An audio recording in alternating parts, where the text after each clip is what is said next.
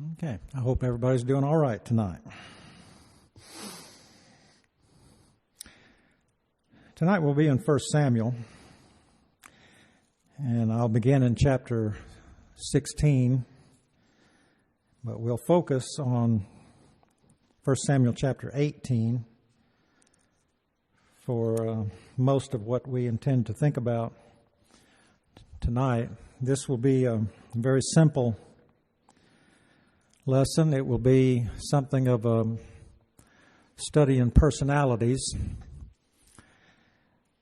It will, I hope, help us to see things that not only happen among friends in the world, but friends in the kingdom as well, because there are certain parallels that we'll look at tonight. Our thoughts tonight out of 1 Samuel will be a little bit of deja vu, I guess, for those who are in the auditorium class here on Sunday mornings, because we were in this section a little over 2 years ago, covering 1 Samuel 18. And chapter 16 begins with emphasis on the friendship that existed between Saul and David, the closeness between these two men. And chapter 18 will conclude with these two becoming enemies of one another. And my question for your attention tonight, as well as my own, is how did they become enemies, given how things started and all the promise that they had to remain close and friends, but how things fell apart. In the 16th chapter of 1 Samuel, Saul becomes, I'm not sure exactly how to word this, a spirit from the Lord takes hold of Saul. And one of the most difficult things that we encounter with regard to that aspect of Saul's life is what that spirit from the Lord was. And I really cannot get into that tonight. Let's just look at it for its face value. A spirit from the Lord troubled Saul. It tormented him because the Spirit of the Lord had departed from Saul earlier because of his life and his disobedience against God. And as things are falling apart for Saul, Saul and David still have a bond with one another. They're still close. You'll take a look at chapter 16. And for my purposes tonight, I'll begin with verse 19, 1 Samuel 16, verse 19 beginning. Therefore Saul sent messengers to Jesse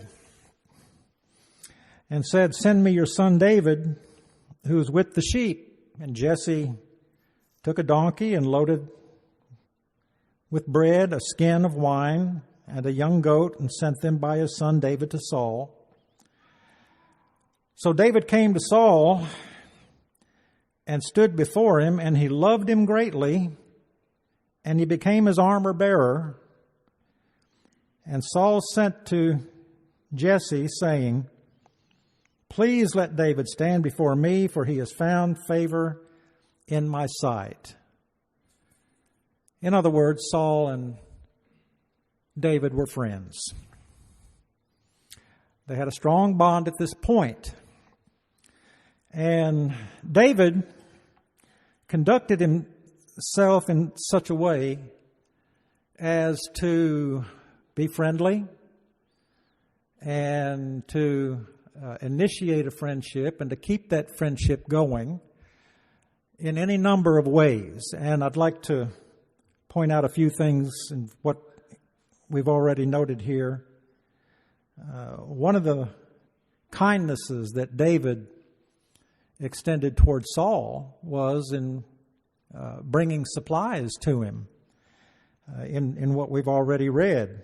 From Jesse, his father, he brought him bread and wine, offering supplies. When you help people out, they appreciate that.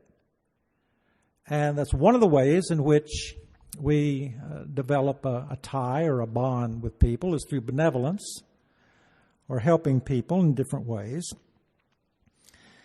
In verse 23, something else that David did for Saul during his troubled times when Saul was tormented by the Spirit from God, David was there to play music for him on the harp to comfort him. Look at verse 23.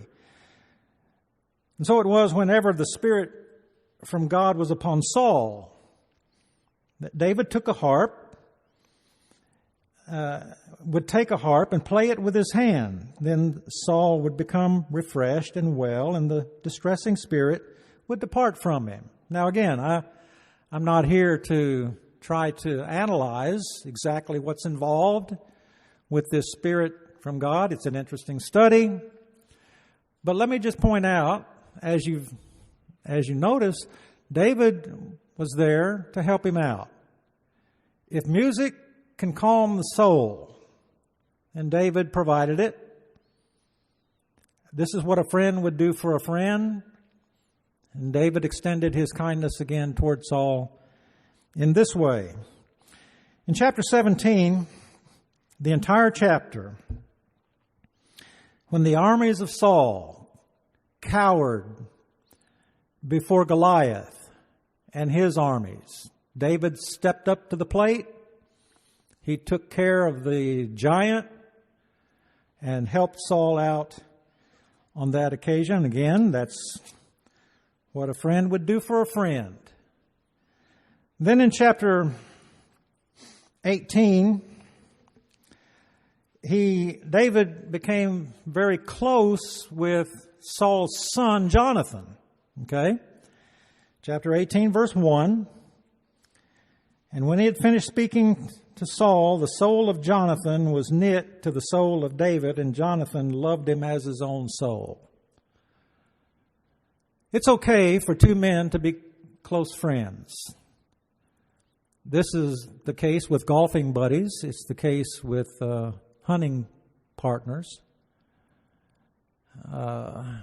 You form a friendship and you enjoy being together. And there's a strong bond that exists between two guys, and that's okay.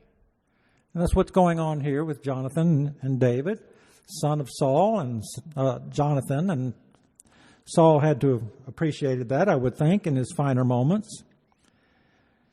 And then one other point with regard to David's extending kindnesses to Saul. Look at verse 5 of chapter 18. David went out wherever Saul sent him, and he behaved wisely. Underscore that thought in your mind. He behaved wisely. And Saul sent him over the men of war, or set him over the men of war, and he was accepted in the sight of all the people and also in the sight of Saul's servants. So David cooperated with Saul militarily, working with him in this capacity as being over the men of war. And Saul appreciated that, and other people did too.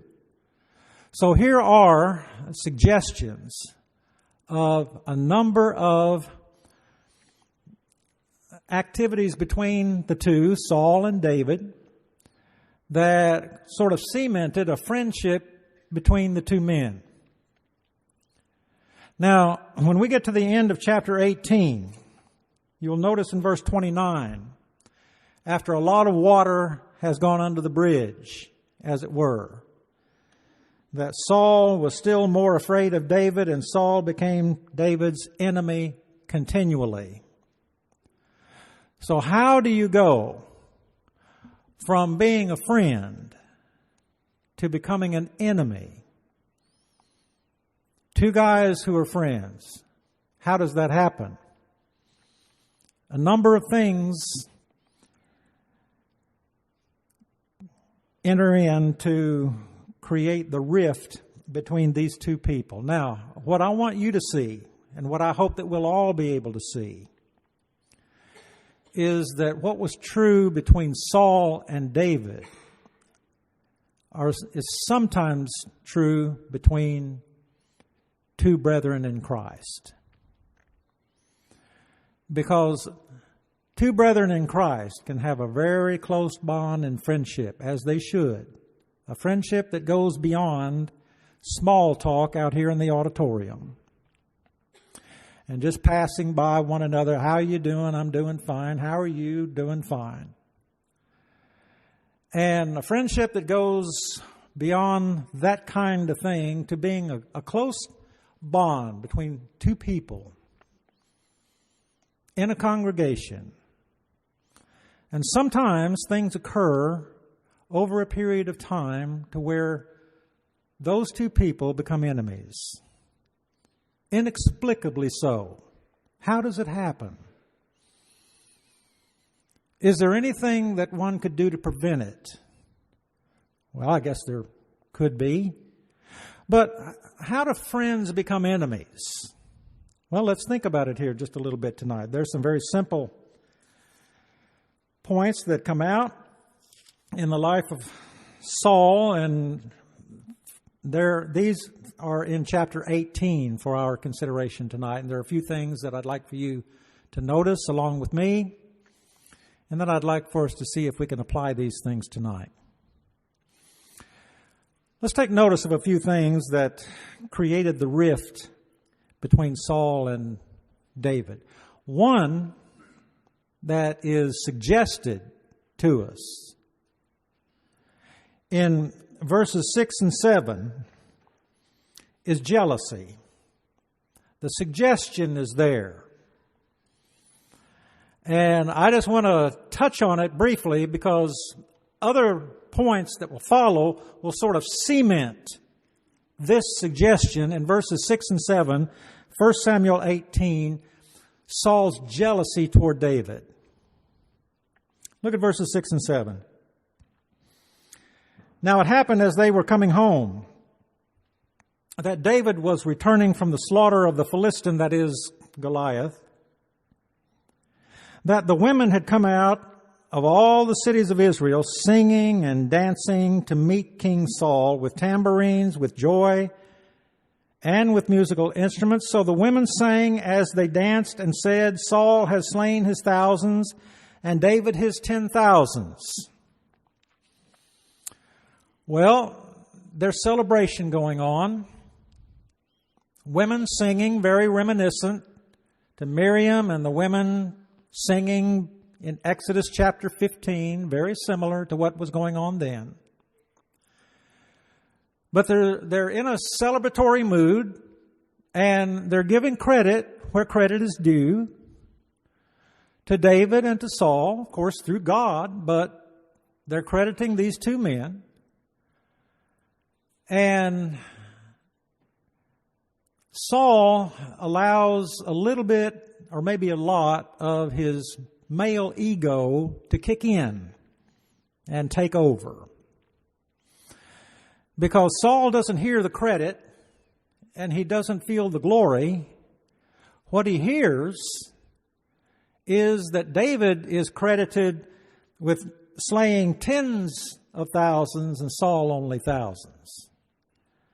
And so Saul immediately thinks, well, David outshines me here, you see. He gets more glory. So there's a little bit of jealousy suggested there, because this is what Saul hears. Is this what the women intended to get across in their singing? I can't say that. But this is what he hears. And as a result of what he hears, then other problems come to the fore. The second one being, in verse 8, as a result of all of this, Saul was very angry. And the saying displeased him. What saying? What the women sang in verse 7, it displeased him. And he said, they have ascribed to David 10,000s, and to me they have ascribed only. Now, in my New King James Version, only is italicized, which means it's not in the original. But the translators have supplied it. So this is what Saul hears. Only thousands. Now, what more can he have but the kingdom? All right. So there's jealousy initially. Jealousy turns to anger. What did Saul have to be angry about? Simple song that came from women who were celebrating the victory over the giant Goliath, and yet he hears something that he doesn't like. He takes issue with it. He gets offended by it. Now he's angry, not only angry, but he's very angry. He's seething in anger, as it were.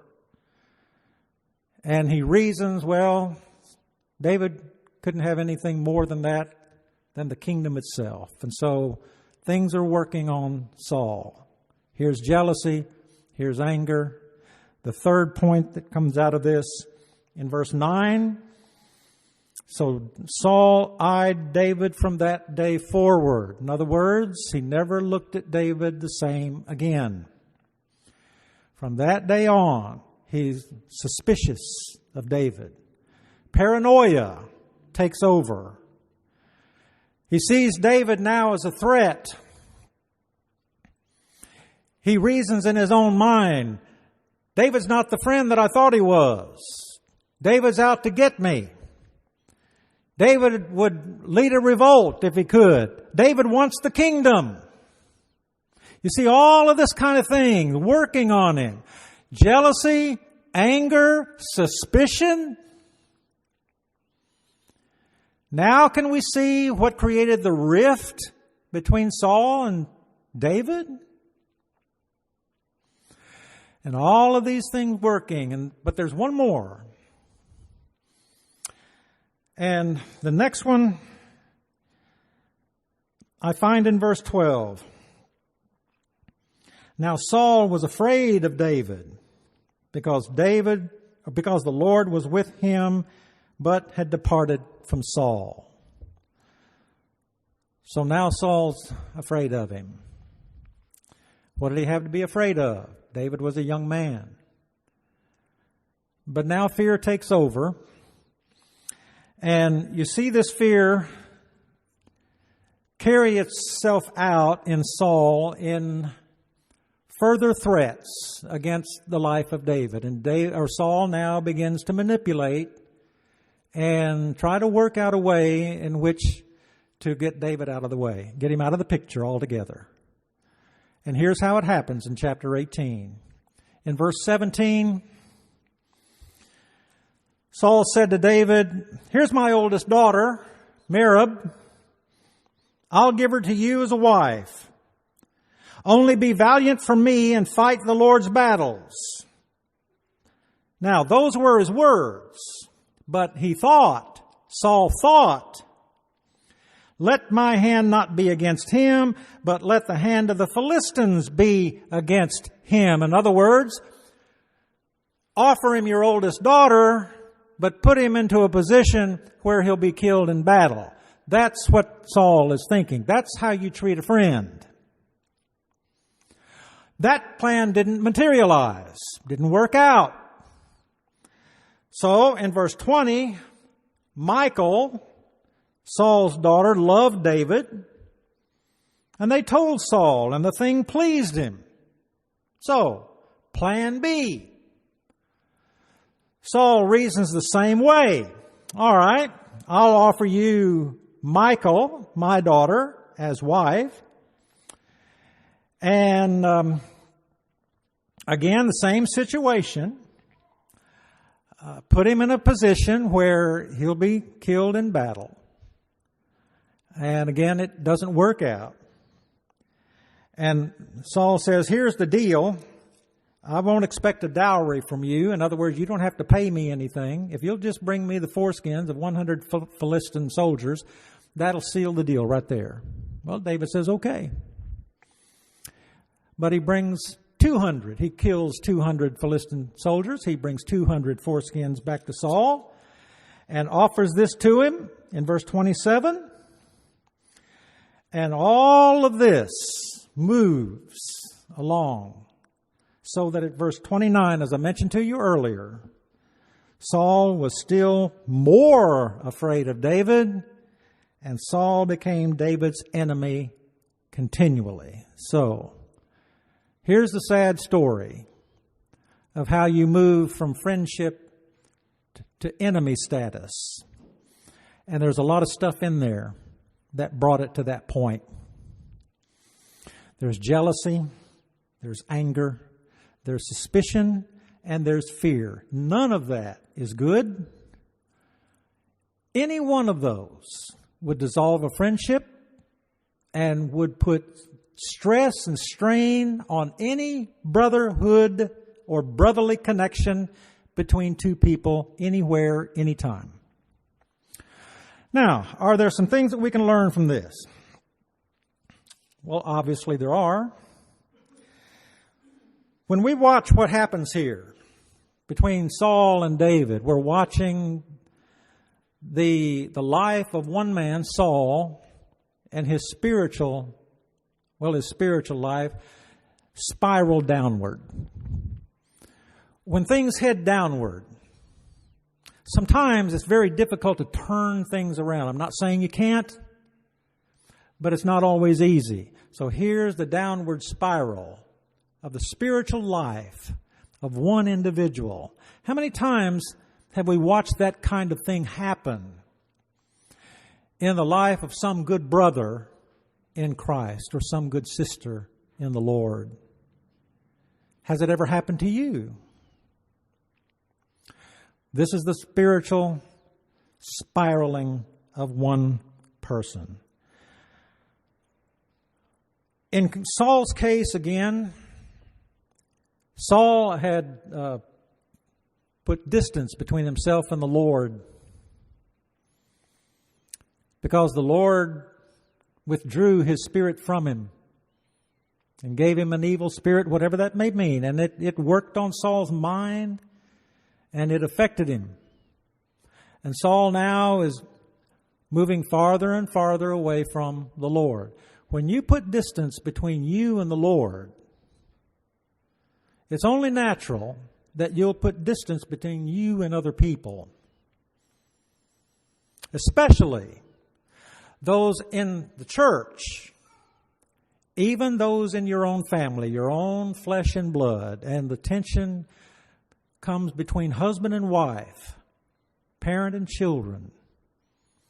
And it's evident to the detriment of the family, and it's evident to the love and the bond and the brotherhood that ought to be in the Lord's body as well. It's very evident.